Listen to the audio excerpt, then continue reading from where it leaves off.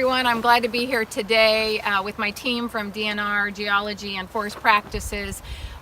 We are here to announce legislation and budget requests that we put forward with the legislature for this session. First, as the Commissioner of Public Lands, I oversee an agency that is directly related in two ways to landslides. First, we issue forest practice application permits on public and private land for logging on steep slopes. In addition to that, my agency houses the Washington State Geology Survey that does all of the data and analysis of our geology in Washington State, including landslides and steep slopes. Currently, we have 3 requests that we are moving forward this legislative session because of the concerns we have around our landslide and geology in Washington State.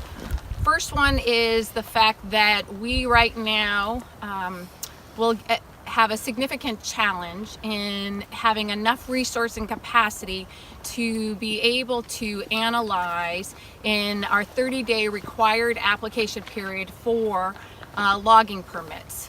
Right now, back in 1974, the state adopted a law that gave us 30 days from the point of the application was submitted by timber industry for us to review those applications and either deny or approve that permit. Since 2012 alone, we have seen a doubling of those applications, and we do not have the appropriate time and resource and capacity to be able to do the full analysis of the information we get in that application and then ensure that we can get on the ground and make sure that any activities on steep slopes will not lead to landslides. We are asking through our legislation that we could double the time period so that we would have 30 days from the time the application is submitted to ensure that all documents and information and studies are in and the application is completed, and then 30 days for our geology team to be able to get on the ground and review those permits and make sure that any activity is going to ensure the public health and safety. For us, we believe that the public health and safety is paramount over any desire for expediency in this case. The second request we have is a budget request. We are seeing also an increased number of applications for roads pursuant to logging permit work, and we are needing to add to our capacity of engineers. We find that our actual road requests for permits have actually increased tenfold since 2012, and that a lot of the road activity around logging, if it's not done safely and that we don't understand the landscape, it can lead to more severe landslides. We want to make sure that we have enough time and resources to review those road applications and ensure that any activity that we're permitting does not at all jeopardize or threaten public health and safety. The third request we have is a budget request for $1.6 million for us to be able, our geology team, to analyze the SR 530 corridor where the Oso landslide occurred. As we know, this was one of the most tragic landslide incidents in Washington State. It was a result of a glacial, deep-seated landslide that we don't have a lot of information on. And following the Oso landslide, there was a commission put together that urged that we go and put in the resources to analyze what occurred at that site so that we could understand what really truly caused the Oso landslide, understand more clearly glacial deep-seated landslides, and be able to take that information and ensure that we don't ever take any activity in our state that could cause instability of our slopes. It is the fact that 18 of our counties in Washington State have similar land conditions to SR 530 corridor, and that we believe that understanding this situation in glacial deep-seated landslides better, we will be much more able to protect the public health and safety. For us, this is all about really making sure that any activities that we're allowing on our lands, whether it's timber activity or our other activity, does not jeopardize public health and safety. As we know, Washington State's geology is very, very complicated. We are one of the highest number of landslides in the country. We had over 155 landslides alone just last year. And as we're seeing increased rainfall, snowpack at certain times of our year, we are finding that the conditions of our land are very threatening if we don't actually ensure we have the knowledge and understanding as best as possible.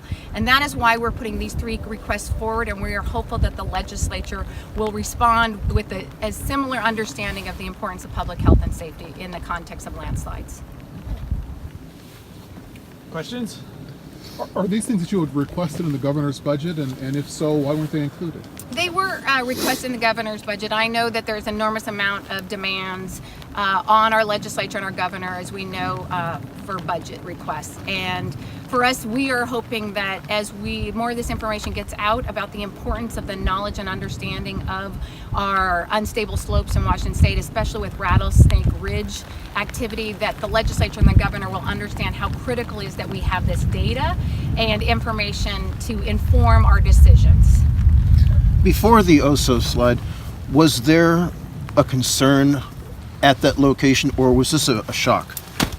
You know, at this point, I would like to, I'm obviously in office for 1 year, and we are still getting into understanding the data and analysis. I would like to turn to Stephen Slaughter, who's with my geology team, who was with the agency at that time and can talk more in depth about the knowledge and need for more data prior to OSO and then obviously following it. And sir, actually, because of the microphones, would you stand next to the commissioners, and otherwise we will not be able to hear you. Yeah, and they're fine if you're next to the commissioner. We were aware of the area of OSO landslide. It was called Hazel before. It wasn't a concern because we know of a lot of landslides across the state, and we're aware of a lot of landslides that are moving, and there's a lot of landslides across the state that we need to pay attention to. Yeah, and I think one thing that's really important is that obviously OSO landslide raised the significant danger, and as we see more and more people building below and above and within landslides, we're seeing even more the potential danger of public health and safety. We have been moving to try to get LiDAR and mapping of all of our landslides in Washington State. Is a very costly and timely endeavor. We have been able to do Pierce County and a number of counties, but we have a lot of work ahead. And so each year we're trying to make progress in that, and obviously OSO unfortunately was a tragic incident that happened before we could ever get that data analysis. And what we're trying now is to show the urgency that the more we have that information, as we're seeing increased population growth, as we're getting increased requests for logging permits on public and private lands, that we are making sure that we have the information to inform our decisions. Is the money you're asking for, would that allow you to map all the landslides with LiDAR as you would like to do? Not in this request. We have that request out there. We are in the process with the funding that we have received to continue to move forward with the full LiDAR mapping. We've mapped all of our public lands in Washington State, I believe, as to landslide geology, but we are ideally wanting to do all of the landslides with Washington State, and we have a longer way to go, but we do have those funding requests in already. Now, how does this relate to Rattlesnake Ridge?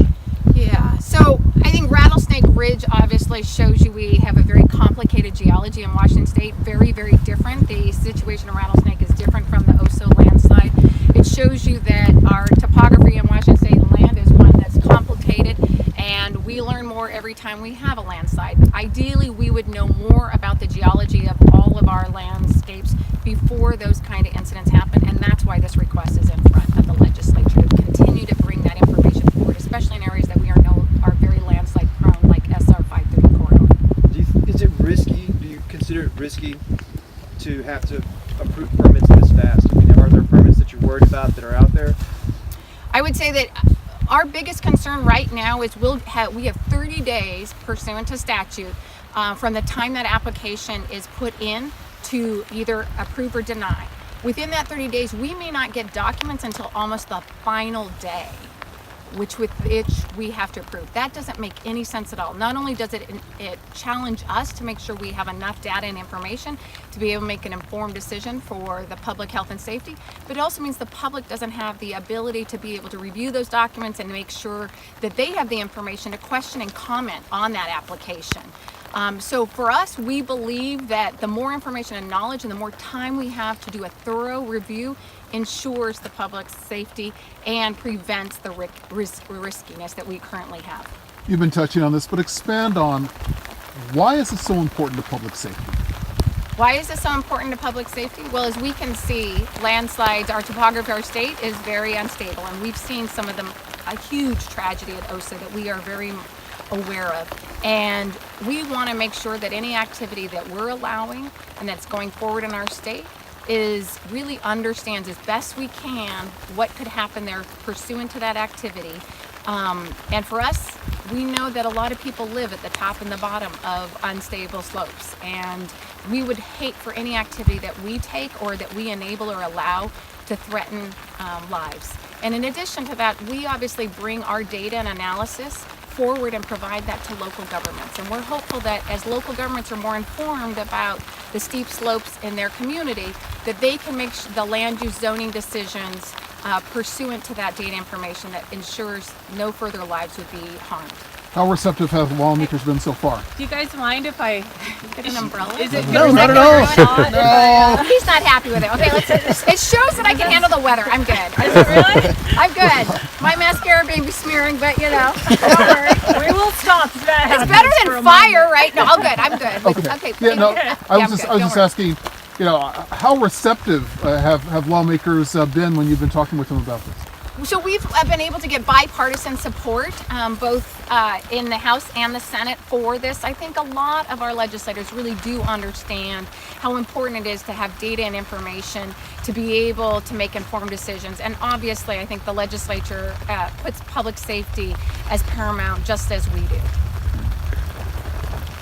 And I don't know if anyone could do a brief update on Rattlesnake Ridge. What is going on there now? I've been working on the landslide for the last week and a half on site. At this point, it's moving at about 1.6 feet per week, and that's what's been doing for the last couple of weeks now. The rate is pretty consistent. We have lots of monitoring devices on it. I'd be happy to talk about it some other time, but it's pretty steady right now. What do you think is going to happen ultimately? At this point, we're just monitoring it, and we're waiting to see what happens. We think we may actually be in the event right now.